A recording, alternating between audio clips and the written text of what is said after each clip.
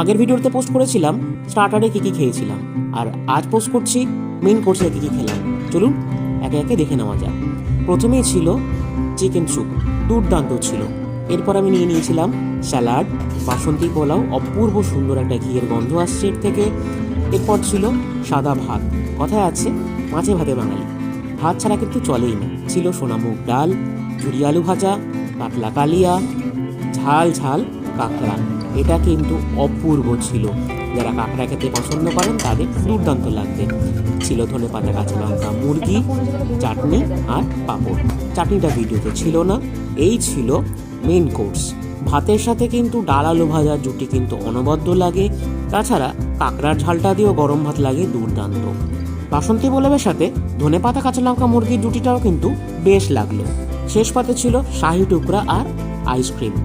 আজ এইটুকুই রইল। ভিডিওটা ভালো লাগলে লাইক শেয়ার করবেন, আর পরবর্তী ভিডিওর জন্য সাবস্ক্রাইব করে সঙ্গে থাকুন।